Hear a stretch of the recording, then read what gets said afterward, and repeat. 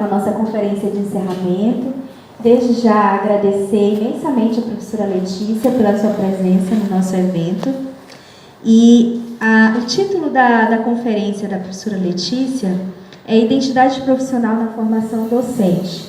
Tá? Então, quem vai mediar a conferência, quem vai estar aqui depois colaborando também nas discussões, é a professora Edina. Tá? Então, vamos dar início, que seja muito bom, tenho certeza que será. Vou passar a palavra então à professora Letícia.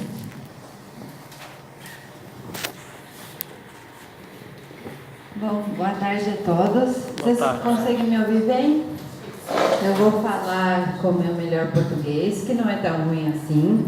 Eu fiz os slides com o meu melhor português também, mas com certeza vai ter alguma coisa meio estranha lá, então saibam desculpar. Muitas das palavras que eu trouxe foram originalmente faladas em outras línguas, então, além da dificuldade com o português, eu tive que fazer a tradução, então às vezes tem coisas que ficam um pouco estranhas, tá bom? Eu queria começar agradecendo o convite do programa, o convite do professor Tadeu para vir aqui. Agradecer também aos professores e a todos os estudantes do programa de pós-graduação em Educação em Ciências e Matemática pelo recebimento e pelo convite. É uma honra para mim estar aqui hoje. A palestra eu decidi intitulá-la Desenvolvimento da Identidade Profissional de Professores de Matemática a partir da participação em diversos espaços de formação.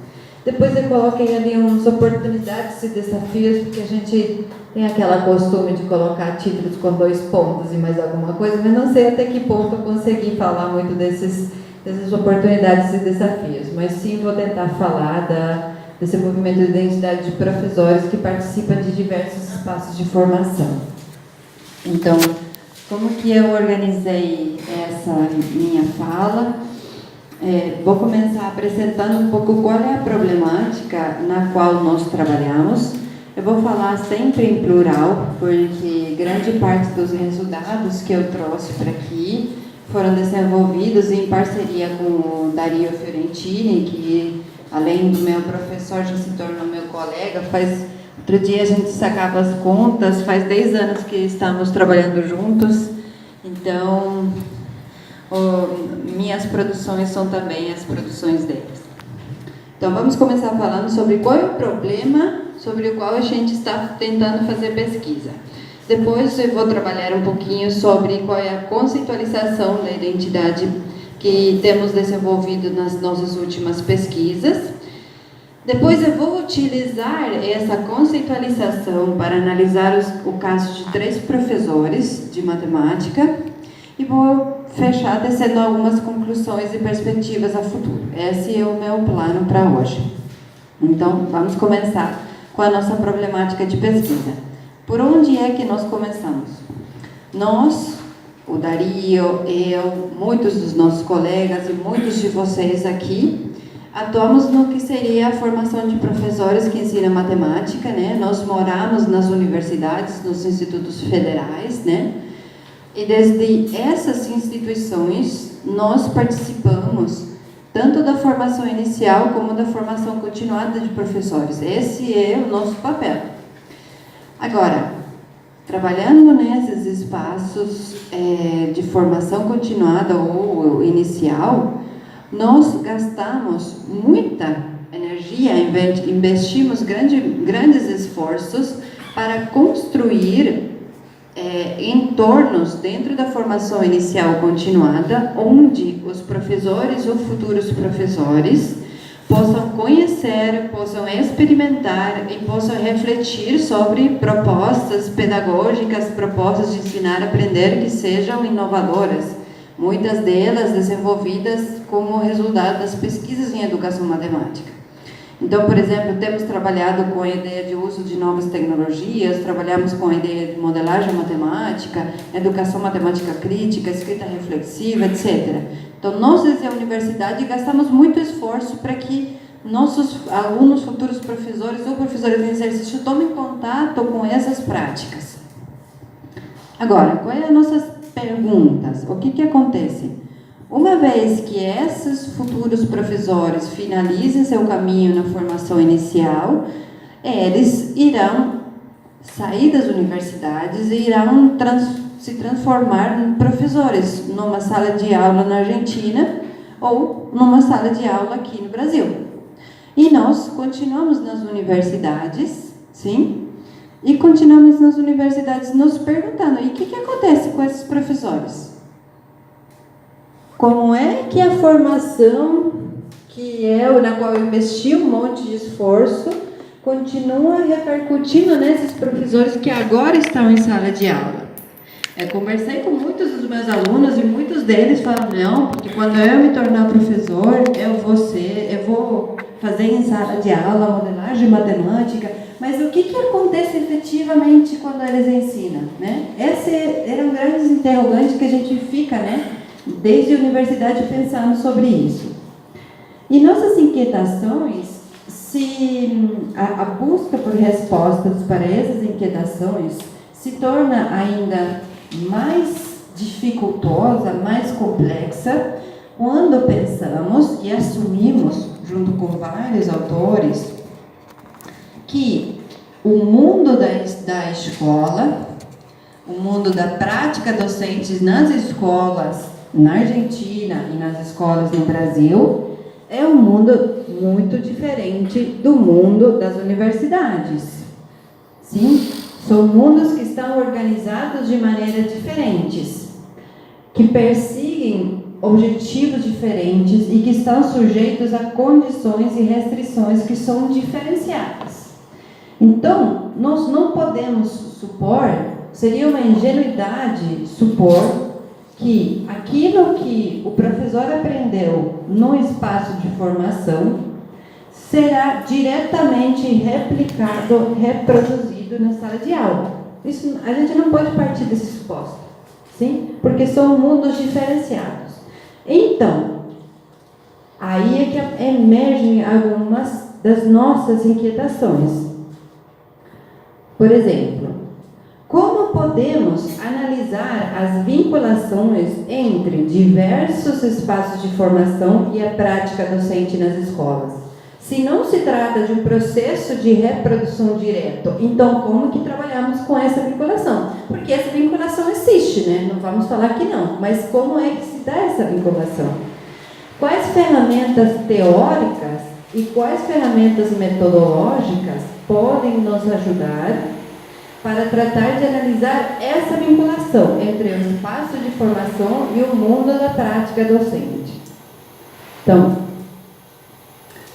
principalmente, além daquelas problemáticas, nós vamos assumir que introduzir transformações na prática docente, sim, que muitas vezes é o objetivo último de uma formação continuada, não é um processo que é nem simples nem direto, sim? Muito pelo contrário. O processo de mudança do professor é um processo complexo, é um processo frágil, é um processo que está cheio de incertezas, sim, e que envolve principalmente experimentar tensões que estão vinculadas com ele mesmo como professor e também com a sua própria prática. Então, promover transformações nas práticas dos professores envolve, além de muitas vezes aprender um pouco mais de matemática, aprender talvez novas ferramentas pedagógico-didáticas, envolve muitas vezes reconceitualizar o que significa ensinar matemática e o papel do professor nesse processo de ensinar, sim? Então, dentro dessa perspectiva, nós podemos considerar que os espaços de formação podem ser oportunidades para, além de aprender talvez mais sobre matemática, mais sobre pedagogia, mais sobre talvez estratégias didáticas, são também espaços para desenvolver a identidade profissional do professor e oportunidades para desafiar as práticas culturais e sociais que existem e estão estabelecidas e legitimadas nas escolas. Então, dentro dessa problemática, a noção de identidade emerge como uma lente teórica que é fértil para analisar justamente essas vinculações entre os diversos espaços de formação e a prática docente nas escolas, ou seja, o que o professor efetivamente faz dentro da sala de aula. Sim, então, esse é um panorama da nossa problemática e como foi que nós decidimos nos envolver com essa noção tão vaga, mas ao mesmo tempo tão rica, que é a identidade. Então, nossas pesquisas sobre identidade não emergiram de um desejo de trabalhar com a noção de identidade per se. Emergiram da necessidade de analisar as vinculações entre os espaços de formação, seja inicial ou continuada, e a prática docente nas escolas. A identidade nos parece ser uma lente boa para analisar essas vinculações, principalmente quando supomos que não existe uma reprodução entre um espaço e o outro. Agora bem, a gente já passou 2 dias falando de como existe um monte de maneiras de compreender essa noção que é tão escorrediça, né, tão complexa de definir. Então, eu queria apresentar a maneira como nós estamos conceitualizando essa noção nas nossas pesquisas. Então, das múltiplas perspectivas que existem e que foram desenvolvidas pelos mais diversos pesquisadores sobre identidade, nós escolhemos basear a nossa conceitualização nos trabalhos desenvolvidos por Dorothy Holland e seus colegas. Essas pessoas são antropólogos, muitos deles trabalham nos Estados Unidos. Sim? Essa perspectiva está enraizada principalmente em teorias socioculturais. Sim? Eles vão trazer e tentar tecer vinculações entre Vygotsky, o trabalho de Bakhtin e o trabalho de Pierre Bourdieu. Sim? Mas essa perspectiva sociocultural, a partir da qual eles vão basear seu trabalho, o que vai enfatizar, em primeiro lugar, é a ideia de uma relação dialógica e mútua entre o indivíduo e o mundo social onde ele vive. No meu caso de pesquisa, é a relação dialógica e mútua entre o professor de matemática ou o professor que ensina matemática e o mundo social do qual ele participa. Sim? A relação mútua, de constituição mútua do indivíduo e do mundo social, é o que está na base da nossa perspectiva sobre identidade. Então, esses autores, a Dorothy Holland, começam falando assim, essa aqui é uma tradução que eu fiz do inglês para o português e ficou um pouco estranho, então vamos tentar falar um pouquinho disso. As pessoas dizem uns aos outros quem elas são, mas, ainda mais importantes, elas falam para si mesmas quem elas são. Então, tentam atuar como se fossem quem elas disseram ser. Essas compreensões sobre si mesmas, especialmente aquelas com uma forte ressonância emocional para o narrador, são o que nós chamamos de identidade. Então, eu falo para meu esposo, para minha mãe, eu sou uma professora universitária comprometida com o desenvolvimento ou formação de professores de matemática que tenham uma consciência sobre o papel da matemática na vida dos seus alunos. Então, eu falo isso para minha mãe, eu falo isso para mim mesma, quando falo comigo mesmo o tempo todo, e tento atuar dentro da minha universidade, dentro da minha sala de aula, conforme aquilo que eu falei que era. Então, essas compreensões sobre mim mesma e o que é minha identidade. Então, com essa base, nós definimos, nós conceitualizamos a identidade da maneira que está escrito lá, que foi um dos artigos que publicamos faz pouco tempo. Vamos dizer que a identidade do professor, o que é? Não estou falando como se desenvolve, se muda, se não muda. Estou falando o que é a identidade desde minha perspectiva. Desde a perspectiva que nós desenvolvemos, a identidade é um conjunto de compreensões sobre si mesmo, sobre o próprio professor, relacionadas com o quê? Não são todas as compreensões, são algumas, porque eu não estou falando da identidade em geral daquele sujeito que é professor, eu estou falando da identidade profissional do professor. Então, são as compreensões que esse professor tem sobre si mesmo, vinculadas com as formas de estar, viver e projetar-se na profissão docente. E essas maneiras de se compreender não vivem, não existem no nada. Elas são desenvolvidas em face das diferentes vozes, das demandas e das condições sociais e políticas da prática de ensino. Sim? Essa é a nossa conceitualização de identidade. Partindo dessa base, então, a identidade profissional do professor que ensina matemática está sempre em desenvolvimento e está sendo continuamente negociado nos diferentes espaços e tempos, tanto da prática docente como dos espaços de formação. Sim?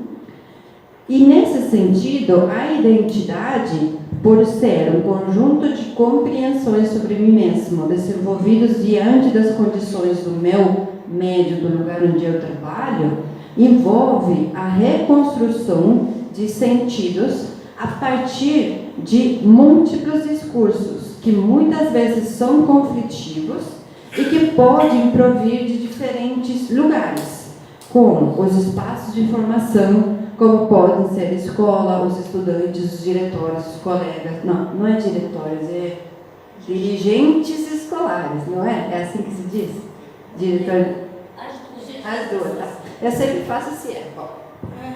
Mas esses discursos também podem provir do passado, do presente e do futuro. Então, o desenvolvimento da identidade se dá através da negociação de significados que muitas vezes provêm dessas vozes que vêm de lugares diferentes.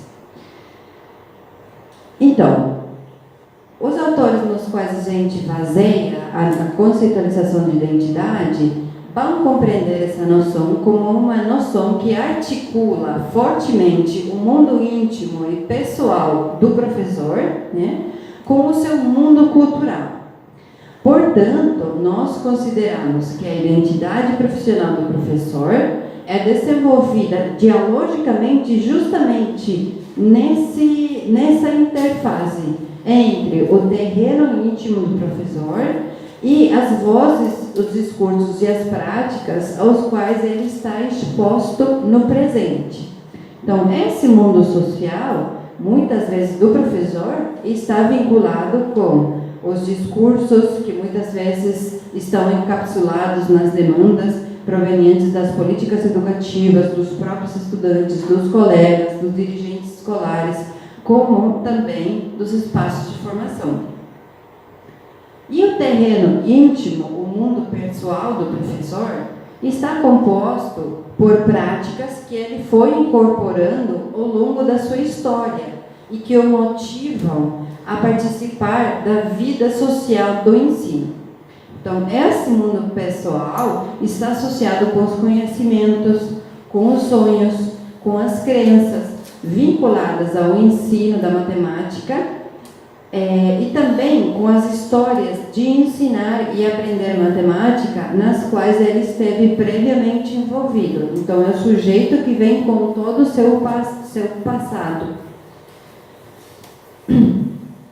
Ao mesmo tempo, esse mundo pessoal, então, está vinculado com o que o Bakhtin chama de memória de futuro, sim? Ou seja, o horizonte de possibilidades sobre o que ele gostaria de ser ou fazer, projetados no futuro, mas a partir do seu passado e das suas experiências presentes. Então, segundo a perspectiva teórica que a gente adotou, as identidades são construtos que podem ser descritos fazendo referência a 4 contextos de atividade, que são os mundos figurados, a ideia de posicionamento, a ideia de espaço de construção de autoria e a ideia de construção de novos mundos. Eu vou tentar falar rapidamente de cada um desses 4 noções. Então, o que são esses mundos figurados? Os mundos figurados são reinos de interpretação e atuação social culturalmente construídos. Então, esses mundos figurados oferecem um conjunto de papéis para seus participantes. Eles vão outorgar importância a certos fatos e atividades e, ao mesmo tempo, vão valorizar mais alguns resultados do que outros. A noção de mundos figurados é uma noção que está bastante próxima com a ideia de comunidade de prática, que tem sido bastante utilizada no âmbito da educação matemática.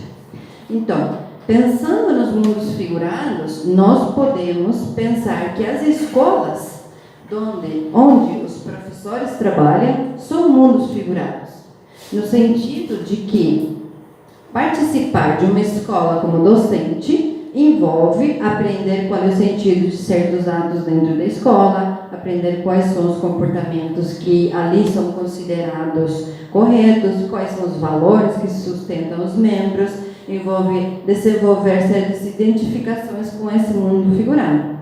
Ao mesmo tempo, os espaços de formação que se estendem no tempo, não um cursinho de 5 horas, estou falando de um espaço de formação que se estenda por algum período mais ou menos considerável de tempo, também pode ser considerado como um mundo figurado. Por quê?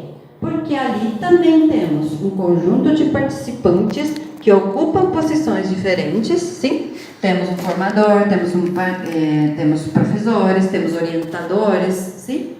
E que se comprometem em certas atividades que são relevantes para a formação de professores. Então, eles vão estar lá para elaborar atividades para a sala de aula, para escrever textos, para participar de seminários, etc. Então, as identidades do professor podem ser consideradas como sendo desenvolvidas dialogicamente em esses mundos figurados. A segunda noção é a ideia de posicionamento, que tem a ver com as noções de poder, de status e de reivindicação de recursos sociais e materiais segundo a posição social que ocupa uma pessoa. Sim? Os professores, quando atuam nas suas escolas ou dentro dos espaços de formação, são posicionados muito frequentemente e, ao mesmo tempo, eles lutam para construir a sua própria posição social. Então, por exemplo, um professor pode ser posicionado como ele é um professor novato, por exemplo, por um diretivo da escola. E, ao mesmo tempo, esse professor pode tentar construir a sua própria posição, por exemplo, dentro de um espaço de formação, falando, eu sou um professor meio tradicional de matemática, viu? Essa é uma maneira também de se posicionar perante a sua própria atuação. Uma coisa que é importante de destacar da ideia de posicionamento é que as identidades posicionais não estão isentas de perturbações. Ou seja, o fato de que você tenha sido posicionado de uma determinada maneira não significa que você sempre vai assumir essa posição. Justamente, as pessoas, ao longo do tempo, quando conseguem desenvolver identificações com esses mundos figurados que os posicionaram de uma maneira desfavorável, podem reagir, né, e tentar reivindicar uma outra posição. O terceiro conceito é o contexto de atividade, para ser mais preciso, é a ideia de espaço de construção de autoria. E nesse ponto, eles vão trabalhar bastante com a ideia bakhtiniana de construção da própria voz. Sim? Esse espaço de construção de autoria vai ressaltar que, no seu terreno íntimo, as pessoas estão sendo interpeladas continuamente por diferentes vozes que carregam intencionalidades e sentidos sobre sua identidade profissional. Quem de vocês, eu assumo que todos vocês são professores. Eu tenho certeza que quando vocês pensam nas suas aulas, dentro da sua cabeça, quando vocês têm que decidir se é uma tarefa ou é outra, o que vocês vão fazer, dentro da sua cabeça você tem as vozes de milhões de pessoas que estão lá discutindo. Ah, não, porque eu poderia fazer isso. Ah, não, mas a diretora fala tal outra coisa. Não, mas o Pepito também está com dificuldades para aprender a soma, a multiplicação. Ah, não, mas eu me lembrei da minha professora lá da minha formação inicial que falava. Sim, é essa a ideia de que dentro do nosso terreno estamos continuamente tentando orquestrar ou articular vozes que podem provir de lugares diferentes e de tempos também diferentes. Sim, no caso dos professores de matemática, podem provir da escola, dos participantes de experiências formativas ou das experiências formativas que viveu no passado. Então, a ideia é que, sendo interpelado por essas vozes, as pessoas estão continuamente num processo de tentar orquestrar e fazer um arranjo dessas vozes. Muitas vezes a gente tem que se render à voz da autoridade. Sim, e fala, bom, não, isso não é o que eu quero fazer, mas bom, é a postilha que eu tenho, então lá vou eu. Outras vezes a gente consegue pegar esse discurso, essa voz que vem do outro e fazer ela minha, a partir de adaptá-la e orquestrá-la para que ela sirva minhas próprias intenções. Nesse processo, eu construo a minha própria voz. Eu me torno autor de mim mesma. Sim? Essa é a ideia do espaço de construção de autoria. E o último espaço tem a ver com como fazemos para criar novos mundos. Sim? Como fazemos para transformar esses mundos figurados dos quais participamos. E aqui a atenção se volta a certas práticas culturais que se desenvolvem fora do tempo e do espaço regulado. Sim? Muitas dessas práticas podem ser espaços ou oportunidades a partir das quais as pessoas possam imaginar e experimentar novos mundos e, ao mesmo tempo, desenvolver novas identidades. Isso pode ocorrer na multiplicidade de oportunidades. Mas vamos supor, por exemplo, um espaço de... Aqui é HTPC, ATPC, aquelas horas que os professores têm que estar trabalhando, mas sem dar aula. Hora de atividade, hora de produção, hora de planejamento, né? Tá. Cada instituição tem uma, né? Vamos supor que esses espaços podem ser espaços onde os professores se reúnam e consigam começar a imaginar novos mundos, no sentido de, temos um problema com a matemática. Como fazemos para transformar a motivação dos nossos alunos dentro dessa aula de matemática? E como nós temos que ser dentro da sala de aula para que aquilo aconteça? Isso pode ser feito nessas horas na escola, pode ser feito num espaço de formação, ou pode ser feito, por exemplo, num professor lendo um livro. Sim? Então, essas práticas, muitas vezes desenvolvidas na margem, permitem o quê? No primeiro lugar, refletir sobre quais são as regras implícitas que valem dentro dos mundos figurados dos quais participamos. Sim? Começar a explicitar aquilo que está implícito dentro do nosso mundo. Mas então, por que é que todo mundo tem dificuldade com a matemática? A matemática é difícil. O que significa que a matemática seja difícil? Né? Começar a refletir sobre isso e começar a desenvolver o comentário crítico e a mudança. Então, esse é mais ou menos um panorama da perspectiva teórica que a gente vem trabalhando. Vamos usar essa perspectiva para ver o que ela pode nos dizer, porque a teoria por teoria em si mesma não serve para nada. Então, como é que essa teoria tem iluminado certos casos de análise? Então, eu trouxe 3 casos que vem de diferentes projetos de pesquisa que desenvolvimos ou que estamos desenvolvendo com o Dario.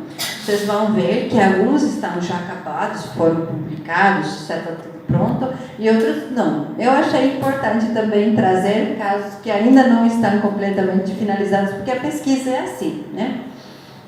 Então, eu trouxe 3 casos. O primeiro é o caso da Sol, que é uma professora iniciante. O segundo é o caso da Cida, que é uma professora com muitos anos de exercício profissional, mas que participa de um grupo colaborativo. E o terceiro é o caso da Júlia, que também é uma professora com vários anos de exercício profissional, que participa de um mestrado profissional. Então, vamos lá com o caso da Sol. Esse caso foi analisado e desenvolvido com bastante profundidade num artigo que escrevemos com o Dario e também com a Mônica Villarreal, que é minha colega lá da Argentina, de Córdoba. Então, o que é esse caso de Sol? Onde que saiu esse caso de Sol? O caso de Sol fez parte de uma pesquisa, de um projeto de pesquisa que a gente tinha, que era de caráter longitudinal, no qual a gente queria analisar o quê? As experiências vividas por professores de matemática durante seu primeiro ano de exercício profissional docente nas escolas. Sim? A gente tinha trabalhado com eles durante a formação inicial e queríamos saber o que acontecia com eles quando começavam a trabalhar nas escolas. Então, Sol foi uma das nossas alunas na Faculdade de Matemática, Astronomia e Física lá na Universidade Nacional de Córdoba. Foi uma ótima aluna nossa, foi aluna nossa no que seria todas as disciplinas de caráter pedagógico didático, né? Ela foi aluna nossa na didática, foi aluna nossa também no estágio supervisionado. Uma vez que a Sol se graduou, ela começou a lecionar na mesma escola onde ela tinha feito o ensino médio, sim? E passou a ministrar aulas como professora de matemática no segundo ano do ensino médio, que na Argentina, segundo ano do ensino médio, são 13 anos, alunos de 13 anos. Também dava aulas para os alunos de quarto ano, que são alunos de 15 anos, e também do sexto ano do ensino médio, que são alunos de 17 anos. Então, quais foram os procedimentos metodológicos desse projeto de pesquisa? A nossa pergunta foi colocada dessa maneira, que já estava colocada dentro dessa perspectiva que eu falei com vocês, né? Como é que uma professora de matemática desenvolve maneiras de ser e de atuar durante seu primeiro ano de exercício profissional? Nossos dados foram 3 narrativas, algumas escritas durante a formação inicial e outras escritas no começo do exercício profissional. Então, uma dessas narrativas, eu pedi para ela narrar como foi o seu primeiro dia de aulas, primeiro dia como professora na escola, e também 2 entrevistas semi-estruturadas em profundidade que se desenvolveram durante o primeiro ano de exercício profissional. Então, o trabalho com a Sol envolveu, então, analisar o passo de Sol pela formação inicial, que significou figurar-se a si mesma como professora, né? Se imaginar, se projetar como professora. Envolveu também analisar a sua entrada no mundo figurado da docência, onde ela voltou a participar da mesma escola, mas agora assumindo uma posição diferente, que era de professora. E também envolveu analisar quais eram as experiências que Sol viveu nos 3 cursos que ela assumiu. Então, envolveu analisar o desafio de ser professora no segundo ano, onde ela pegou uma turma que tinha problemas disciplinares muito grandes. Envolveu analisar a negociação de uma maneira de ser professora no quarto ano, onde os alunos se resistiam a fazer qualquer coisa que não seja exercícios. E envolveu analisar como ela encontrou uma maneira de ser professora no sexto ano, onde ela conseguiu implementar algumas das práticas que ela considerava fundamentais para ela se tornar professora. Então, a análise do caso de Sol nos mostrou que ela, durante seu primeiro ano de exercício profissional, desenvolveu maneiras de ser e de atuar como docente num processo que estava apoiado em 3 coisas. A primeira é que, às vezes, ela tinha que se adaptar às práticas e aos discursos estabelecidos no mundo figurado do ensino da sua escola e as identidades que elas promoviam. Então, esse mundo figurado, que era o mundo a qual ela ingressou, já tinha um conjunto de práticas e de discursos desenvolvidos. Em muitas situações, Sol teve que se adaptar a elas. E não só foi uma questão de se adaptar. Muitas dessas práticas e discursos se tornaram aspectos importantes da sua identidade profissional. Então, eu trouxe dois exemplos desse processo, que ilustram esse processo. O primeiro tem a ver com como lidar com problemas disciplinares. Aqui eu vou pedir desculpas para você, porque essa fala daqui foi originalmente falada em espanhol, depois traduzida para o inglês, para publicar, e do inglês eu passei de novo para o português. Então, eu tentei fazer meu melhor, mas ela fala uma coisa mais ou menos assim. Você vai aprendendo a ser professora no caminho, no meio do caminho. Eu aprendi muito das conversas com os outros professores de matemática. Isso me ajudou a saber como enfrentar algumas situações. Você vai criando gradualmente algumas estratégias com relação aos problemas de disciplina. Eu não estava pronta para isso era algo que eu nunca tinha pensado, que eu nunca estudei. Então, perante essa situação conflitiva, os discursos que estavam presentes e legitimados na escola, de como lidar com esse tipo de problemas, com brigas assim, dentro da sala de aula, se transformaram em parte, gradualmente, também da identidade dela. Outro exemplo, por exemplo, foi a negociação com a outra professora do segundo ano que trabalhava com uma apostila. Aí, como ela chegou na escola, teve que trabalhar com essa apostila também. Então, ela fala, quando eu comecei a ensinar nessa escola, a outra professora, Camila, já tinha o material preparado para o segundo ano. Não consegui introduzir muitas modificações nessa apostila. Então, eu vou seguindo a apostila que ela criou. Eu não sou muito a favor desse tipo de apostilas. De fato, às vezes eu me aparto da apostila e faço algum outro tipo de exercícios com os meus alunos. Mas como supostamente estamos desenvolvendo o currículo mão a mão, então eu tenho que voltar sempre para as atividades da apostila. Então, esses são exemplos que mostram como é que se deu esse primeiro processo, a partir do qual ela, de alguma maneira, pegava as práticas e discursos próprios do mundo figurado da escola e os tomava para si mesma, e se transformava em parte da sua identidade.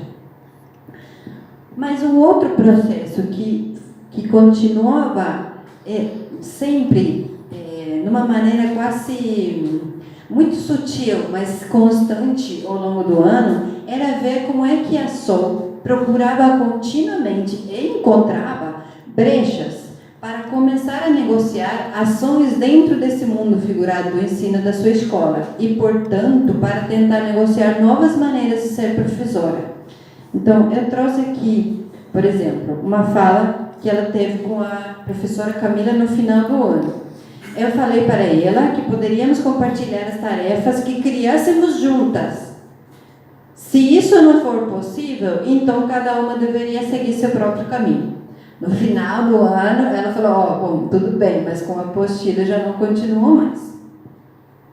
Ou, por exemplo, a possibilidade de trabalhar com alunos que estavam muito desmotivados, mas levando o data show dentro da sala de aula para eles trabalharem com as ideias de, nesse caso, eram equações lineares, né? Então, fala, trabalhamos graficamente utilizando GeoGebra. Eu levei o data show para a sala de aula e lhes mostrei diferentes sistemas de equações lineares e os estudantes os classificavam, segundo a existência e a unidade da solução.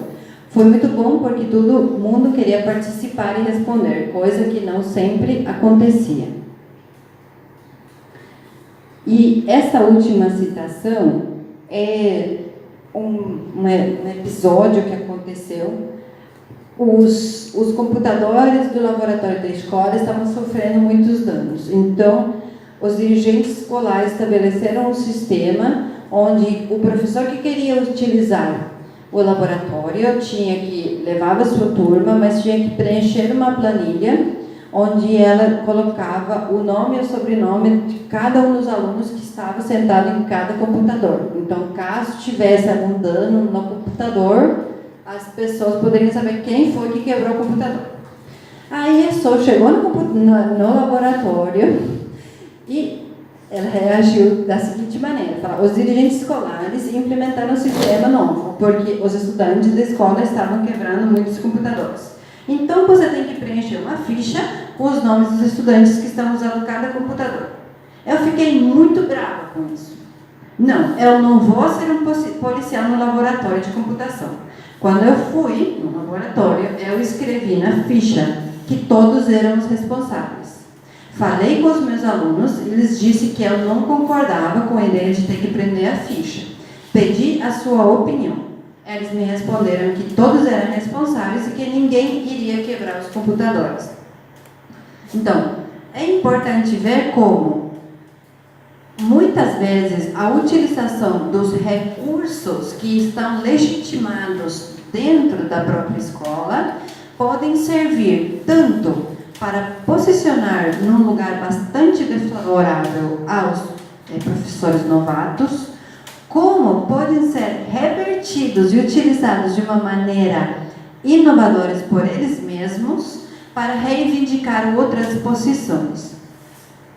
E, por último, o processo a partir da qual ela recuperava parte da sua memória de futuro, né, utilizando práticas e discursos que vinham da sua formação inicial para refletir sobre a sua prática docente e projetar-se em novos mundos imaginados. E aí eu trouxe um diálogo que ela me trouxe para a entrevista, que eu achei assim, um dos episódios mais ricos da nossa entrevista. Ela está falando de uma conversa que ela teve com seus alunos de 6º ano. Então ela fala, eles me perguntaram, você realmente se sente uma professora? E aí eu perguntei, e o que você respondeu? E ela me falou, na verdade que eu não me sinto uma professora ainda. Não sei, mas você é professora, não é? E ela me disse, acho que sim. Como é que eu posso dizer? Acredito que existem certos objetivos educacionais que eu tento atingir, mas ainda estou muito longe. Nesse sentido, eu não me sinto como uma professora. Eu acho que ainda não estou confortável com como eu ensino, com como eu sou como professora. Quando eu atinjo aqueles objetivos, eu vou falar, agora eu sou professora.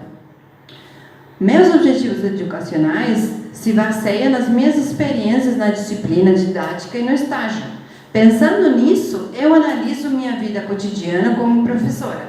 Eu falo, gostaria muito de fazer modelagem na minha sala de aula, de usar tecnologias. Eu amo muitas das coisas que discutimos durante o estágio, mas eu sei que agora eu não estou alcançando.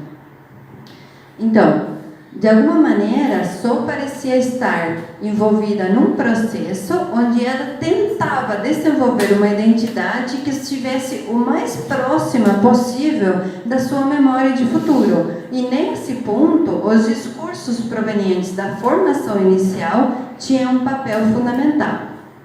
Então, o que nos traz o caso de Sol? O que podemos dizer sobre o caso de Sol? No primeiro lugar, esse caso mostrou que os professores iniciantes não são simplesmente um produto dos mundos figurados das escolas onde eles começam a trabalhar.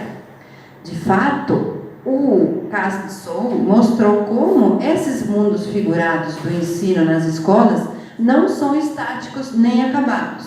Eles estão continuamente sendo criados e recriados por seus participantes.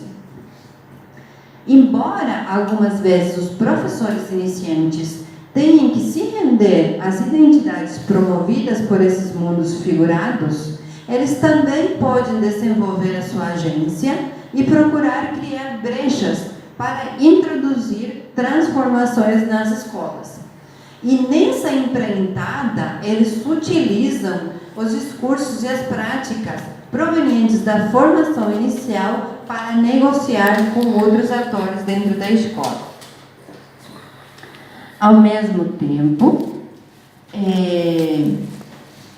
o caso mostrou que as práticas da formação inicial não se transferem diretamente para a prática de sala de aula.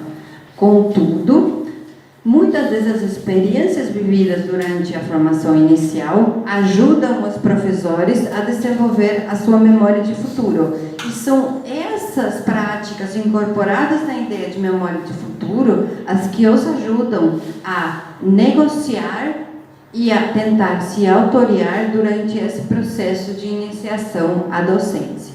Sim? Então, vamos passar agora ao caso da Cida. O caso da Cida fez parte de um outro processo, que esse processo de pesquisa está ainda em andamento. É um projeto de pesquisa que visa objetivos diferentes, mas parecidos, daquilo do projeto da SOL. Basicamente, o que a gente está tentando fazer é analisar o desenvolvimento profissional e também o desenvolvimento da identidade de professores que ensinam matemática, mas que participam de uma comunidade investigativa que é o Grupo de Sábado. Alguns de vocês já ouviram falar do Grupo de Sábado? Tem alguma... sim, mais ou menos. Eu vou falar muito rapidamente, né? O Grupo de Sábado é uma comunidade de pesquisa, de indagação, de aprendizagem, que vai reunir futuros professores, professores em exercício, professores da universidade, que estão interessados em quê? Em analisar, discutir e pesquisar colaborativamente as práticas de ensino e aprendizagem da matemática. Nos últimos anos, nós, como participantes do GDS, decidimos